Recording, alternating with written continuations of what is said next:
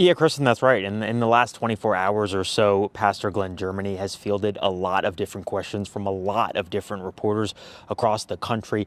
One of the questions we had for him was, are you angry with the man who tried to shoot you? Oh, I love that man.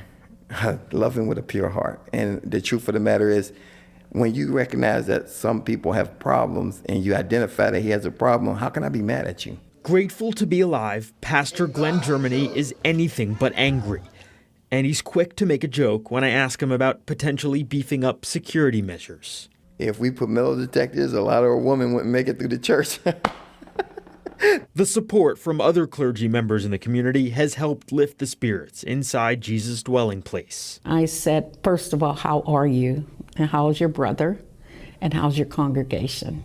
After watching the video that shocked us all, Reverend Dr. Brenda Gregg called up Germany's brother and offered some guidance going forward. Don't ignore and think you're okay, because I'm pretty tough, at least I think I am.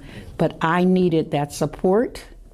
I needed to be able to call whomever I needed. Gun violence came to Gregg's pulpit in October of 2022 when a shooting outside a funeral service at the Destiny Faith Church left 6 people hurt.